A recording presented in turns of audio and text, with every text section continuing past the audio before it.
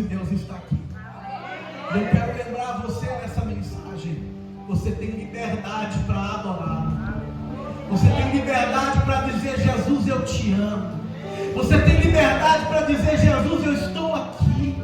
Você tem liberdade para dizer: Jesus, me visita nessa noite mais uma vez e faz uma obra na minha história. Irmãos, conforme eu ia dizendo pela palavra, o propósito do diabo e o projeto do diabo sempre foi afastar o homem de Deus. Já viu aquele dia que você acordou desanimado dizendo: hoje eu não vou na igreja, eu vou parar de ir para o culto, vou orar na minha casa mesmo? Era o diabo tentando te afastar da palavra, era o diabo tentando te afastar da igreja, mas nessa noite ele não conseguiu. Ele lutou o dia inteiro, desde a hora que você acordou, mas você veio para o culto, você resolveu vir adorar o Rei.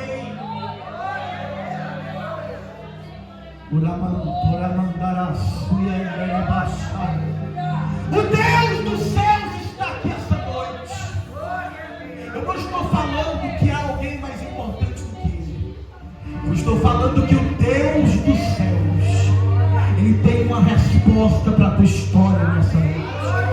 Irmãos, quando nós entramos no contexto bíblico e quando nós olhamos para o cenário da nação, do povo escolhido por Deus, que era o povo de Israel naqueles dias, nós vamos perceber na história que se levantaram homens para governar aquele povo, homens que desviaram aquele povo do caminho, homens que começaram a levar aquele povo a mergulhar na profunda prática da idolatria. Aquele povo que um dia foi um povo fiel, aquele povo que um dia carregava o nome de Deus, agora haviam mergulhado no mar da idolatria. E se tem um pecado que Deus mais abomina, é o pecado da idolatria. Deus não divide a sua glória com ninguém. Deus não divide a sua glória com ninguém. Deus abomina a idolatria. E o povo havia se afastado de Deus. O povo havia se afastado do Senhor. No livro de 1 Reis, capítulo 17, o cenário que pairava sobre a nação daqueles dias era um cenário de apostasia. A nação estava declinada, irmãos, para o pecado. Para o povo era tudo normal, era tudo comum, irmãos. O crente espiritual não consegue achar o mundo normal. O crente espiritual não consegue se adaptar com as coisas do mundo. O crente espiritual, irmãos, ele enxerga de outra forma.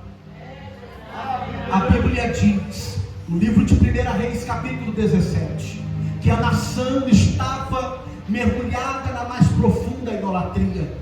O homem havia se esquecido de Deus. Irmãos, imaginem comigo o cenário.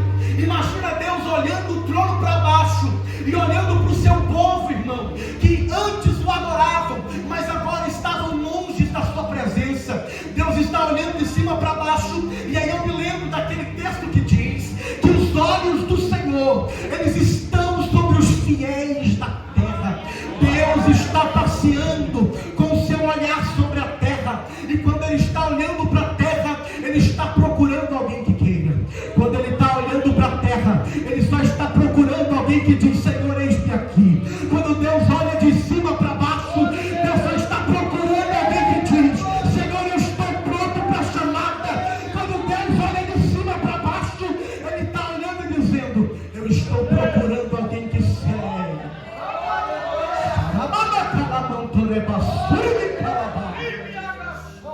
Sabe o que o Senhor me disse essa tarde? Meu filho, eu ainda continuo a passear sobre a terra. Eu ainda continuo a passear com os meus olhos. E eu estou procurando aqueles que querem ser uma voz profética, aqueles que querem fazer a diferença, aqueles que querem pregar o Evangelho, aqueles que querem viver para o céu. Ele está procurando você. Em um mundo de corrupção, Deus ainda procura aquele que tem coragem de dobrar os joelhos. Em um mundo de corrupção e pecado, Deus ainda procura uma igreja como você essa noite, que deixou tudo lá fora para numa quinta-feira você disse: eu vou lá para dentro, levantar a mão e dizer glória ao meu Deus. Jesus viu a sua atitude, Jesus viu o desejo do teu coração, Jesus viu a tua sinceridade. Aleluia! Irmãos, o Senhor está olhando para a terra, e quando Ele está olhando para a terra, Ele não encontra ninguém naqueles dias. Os homens estavam corrompidos, os homens haviam perdido o temor do Senhor. Porque se tem uma coisa que mata crente, é perder o temor do Senhor. A Bíblia diz, meus irmãos, que o temor do Senhor é o princípio da sabedoria. Aqueles que temem a Deus, irmãos, eles são sábios. Aqueles que se humilham diante do altar, aqueles que se humilham diante de Deus, alcançam a sabedoria, meus irmãos. E Deus está olhando na terra, e lá em Israel, no meio do povo, Deus não encontra homens, porque eles estavam longe, eles estavam adorando um Deus pagão daqueles dias, chamado Baal. Queridos, Baal era considerado naqueles dias como o Deus da chuva, da fertilidade. Então o povo estava sendo enganado, e estavam debaixo daquela prática idólatra, meus irmãos. Mas do céu, quando Deus olha para a nação e não encontra ninguém, Deus decide ir em uma outra nação. E a Bíblia diz que Deus vai em uma nação estrangeira.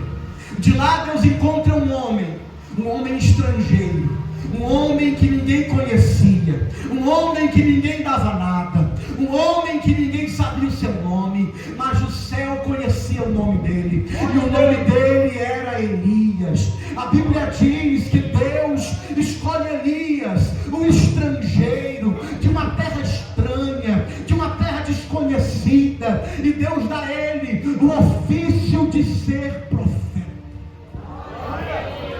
Levante as suas mãos para os céus. O Senhor está revelando uma chamada sobre a tua história hoje. Porque enquanto eu estou pregando essa palavra, Jesus está falando no meu ouvido. E Jesus falou assim: Gabriel, meu filho, diga à igreja que eles são os profetas que vão lá para a sua de Calabácia, que vão ser instrumento para a salvação da casa deles. Deus vai usar você para converter a tua casa, para salvar a tua família.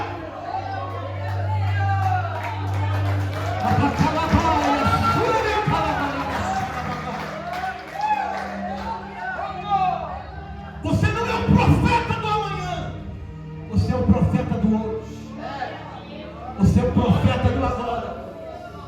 Aqueles que não te ouviam vão começar a te ouvir, aqueles que não davam crédito vão começar a dar crédito. Você vai chegar na sua casa e na reunião da família vai ser diferente, porque você vai chegar lá e alguém vai dizer para você: tu é profeta, tu é profetisa, tu é homem de Deus, tu é mulher de Deus. Deus vai usar você. Deus vai usar você.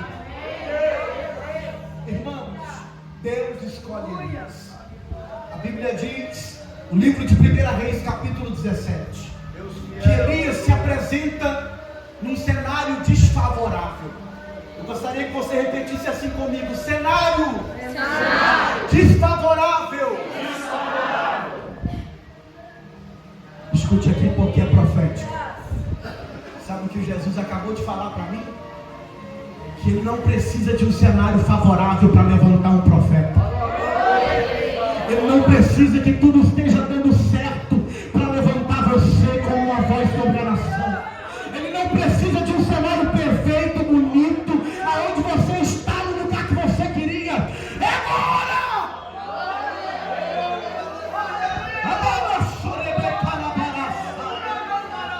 Foi no cenário da crise!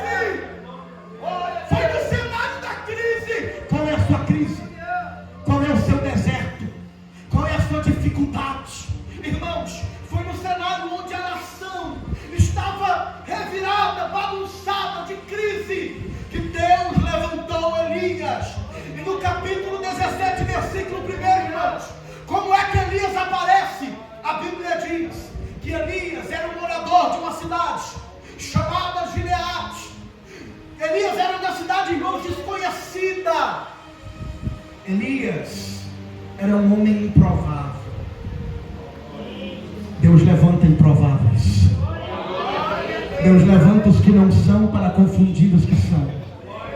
Deus levanta improváveis. Deus levanta os loucos para confundir os sábios. Deus levanta os pequenos e coloca em lugares grandes. Deus vai levantar você e vai mudar a história da sua casa através de você. Queridos, quando Elias se apresenta em um cenário de dificuldade no capítulo 17, a Bíblia diz que Elias se apresenta com autoridade. Elias era alguém que portava uma confiança tão grande, irmãos, em Deus, que isso é que foi o ponto de partida do seu ministério. Confiar. É difícil confiar. É difícil confiar quando as coisas são desfavoráveis. É difícil confiar quando o cenário não é bom. É difícil confiar quando as coisas não dão certo. É difícil confiar quando o cenário parece que tudo está dando errado. Irmãos, confiar no ambiente espiritual, o ato de confiar no ambiente espiritual é um ato de fé. Quando você confia, mesmo não vendo, os céus carimbam o seu milagre. Irmãos, quem vê o Elias no capítulo 17 não conheceu o Elias do anonimato. Quem vê o Elias do capítulo 17 do livro de Reis, na qual nós lemos, não conhece o Elias que esteve em momento com Deus na oração. Irmãos, Elias, ele chega com uma confiança, com uma autoridade em Deus tão grande, que ele chega no capítulo 17 dizendo: vive o Senhor, Deus de Israel. Deixa eu dizer uma coisa para você. Quando Elias chega dizendo: vive o Senhor, Deus de Israel, sabe o que ele está dizendo? Ele está contrariando toda a idolatria daqueles dias, porque para eles o Deus deles era Baal. Mas quando Elias se apresenta, ele se apresenta dizendo: o Senhor ainda vive. Olha para esse deserto que você está passando e diga: o meu Deus ainda vive. Olha para essa luta que você está enfrentando e diga: o meu Deus ainda vive. Olha para este vale que você está passando e diga: o meu Deus ainda vive. Ele vive, irmãos. Ele vive para sempre. Vive o Senhor, Deus de Israel, perante cuja face eu estou. Irmãos, que convicção, pastor. Que convicção, pastor. Irmão, o crente tem que ter convicção daquilo que ele crê. Quando o crente tem convicção, irmãos, nada pode parar o crente convicto. Quando o crente tem convicção, ele dobra o joelho, o milagre acontece.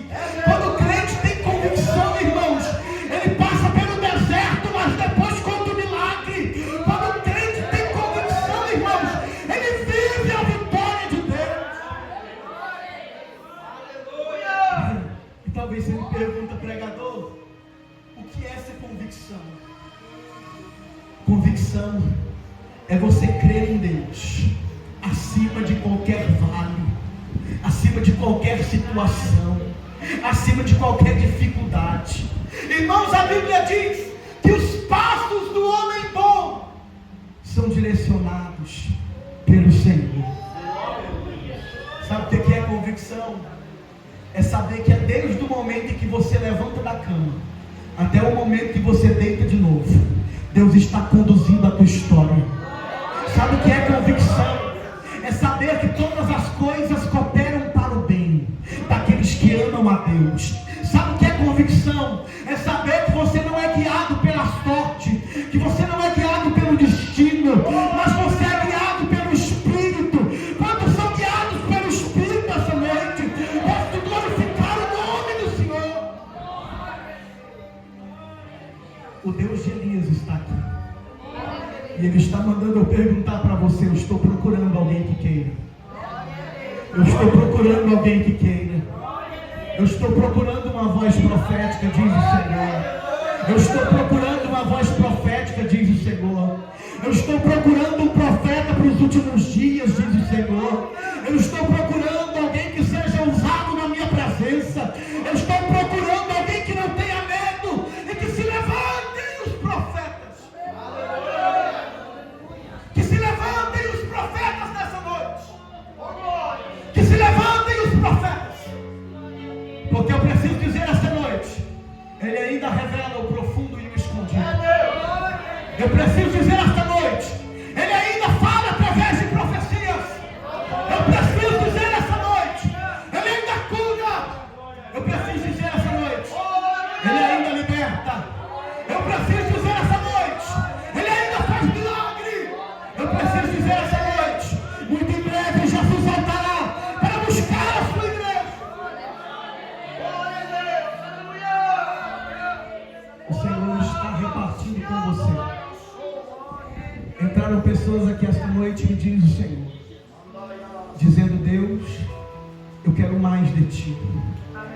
Eu quero mais evidência da Tua presença na minha história. Entraram pessoas aqui esta noite dizendo: Deus, eu tenho sede de Ti. O Espírito Santo de Deus me faz entender pela revelação profética. Eu estou tocando agora no teu coração. E você está sentindo que eu estou falando contigo agora. Eu estou tocando dentro da tua alma, diz o Senhor. Eu estou acendendo uma chama dentro do teu peito. Eu estou abrindo os teus olhos espirituais, diz o Senhor. E eu estou quebrando as correntes que te cercavam, porque elas limitavam a tua visão. Eu estou te dando uma nova visão. Estou renovando os dons que eu te dei. Você se lembra dos dons que eu te dei? Alabaia, raçoia, veria, calamantoreia, xandarábia. Você se lembra do dia que eu te enchi? Você se lembra da calamantoreia, canturia, mandagai, de quando tu sentia mais a minha presença? Eu estou renovando uma promessa agora. Recebe agora uma nova unção, você que acredita. Deus está entregando para você. Você que já não falava mais línguas, comece a falar agora. Você que já não tinha mais visão de Deus, comece a ter visão agora. Deus está enchendo você.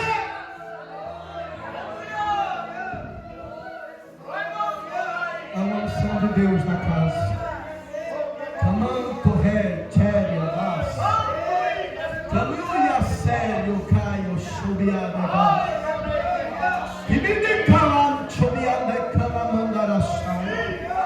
Opero eu maravilhas e faço coisa nova neste lugar.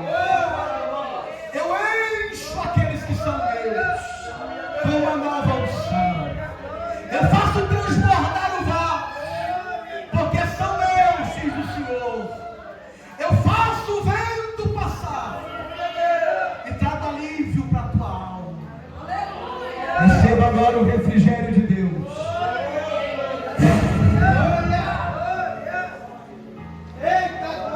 O Senhor está. Obrigado, Jesus. Obrigado, Jesus. Obrigado, Jesus. Obrigado, Jesus. Obrigado, Jesus. Pastora, levante as duas mãos para os céus e revela o Espírito Santo que não se engana. Estou colocando óleo sobre as tuas mãos.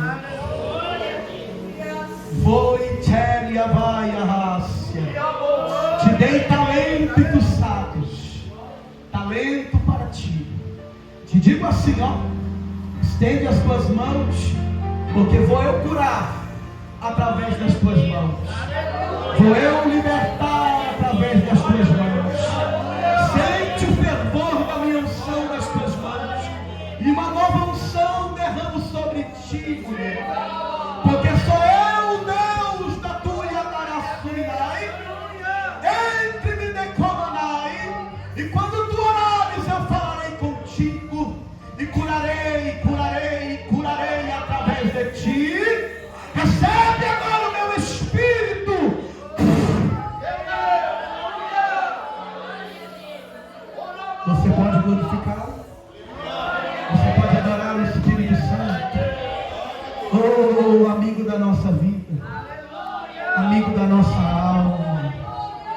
Tu és o nosso amigo fiel. Meu amigo, o Senhor tem liberdade. Amigo Espírito Santo, Tu és o que toca nos corações. O mesmo que operava nos dias de Elias é o mesmo que opera nos nossos dias. Obrigado, Espírito Santo. Ele está tocando em você nessa noite. Meus irmãos, quando Elias se apresenta naquele cenário, no cenário daqueles dias, ele se apresenta com um propósito: fazer o povo voltar-se para Deus. A nação havia se perdido no caminho, mas Elias é uma resposta de Deus para aquele povo que estava perdido. Elias é resposta para uma nação. O Senhor está dizendo para você essa noite: você é resposta para alguém na tua casa. Tem alguém na tua casa que vai se converter, porque tu é uma mensagem de Deus lá dentro. Tem alguém no meio da tua família que Jesus vai salvar, porque você é uma mensagem de Deus lá dentro. Elias foi mensagem para uma nação. Você é uma mensagem para uma geração. Aleluia, irmãos. Quando Elias se apresenta naquele lugar, irmãos, e profetiza, ele profetiza dizendo: eu estou perante o Senhor, e se eu estou perante Ele, nem chuva e nem orvalho vai cair na terra, senão segundo a minha palavra. Que autoridade é essa? Que voz profética é essa que é capaz de parar a chuva? Elias, por acaso, era um homem extraordinário? A Bíblia não diz assim. A Bíblia diz que Elias era um homem sujeito como qualquer um de nós. Elias era um profeta. Não era nenhum ser extraordinário maior do que alguém, mas Elias era alguém que acreditava na mensagem que ele carregava. Nós temos que crer na mensagem que nós carregamos. Nós temos que crer na mensagem que nós ouvimos pregar. Nós temos que crer na mensagem que nós lemos todos os dias. Elias era um homem, irmãos, de fé. E ele profetizou dizendo: enquanto esse povo não se converter, não vai ter chuva na terra, senão segundo a minha palavra. Irmãos, naquela hora era como se Deus pegasse o caderno, o livro e a caneta e dissesse: estou assinando embaixo. Deus assina embaixo de mensagens proféticas. Deus assina embaixo, irmãos. Elias profetizou. E aí, pregador, o que acontece quando ele profetiza? Irmãos, os céus se fecham para a chuva. Depois que ele profetiza, não tem chuva na terra. Se não tem chuva, tem escassez. Se não tem chuva, não há prosperidade. Irmãos, se a gente fica um pouquinho de tempo sem chover e a gente já sofre, imagina os dias de Elias. Mais de 3 anos estavam determinados para que não houvesse chuva na terra. Era um decreto ordenado por Deus sobre aquele povo, para que aquele povo se voltasse para o Senhor, irmãos. E quando Elias termina de profetizar, e aqui caminhando para o final para que a gente possa orar, irmãos, quando Elias termina de profetizar, a Bíblia diz que uma voz do céu chama ele e diz: Elias, esconde-te junto ao ribeiro de Querite. Elias, vai-te daqui e se esconde. Pregador, o que é isso? Por que Deus mandou Elias se esconder? Por que Deus tirou Elias do cenário? Porque aqui nós temos Elias num cenário de muita autoridade, profetizando o fim da chuva. Mas logo após a profecia, Deus retira Elias do cenário e o coloca escondido em um lugar em que estava só ele e Deus. Sabe o que o Senhor está dizendo? Para te preservar, muitas vezes será necessário te esconder por um tempo. Se não entendeu, eu vou dizer de novo. Para preservar o teu ministério, para preservar a tua história, muitas vezes Deus vai te esconder em um lugar onde não vai ter ninguém, onde vai ter você e Deus. Vai ter dias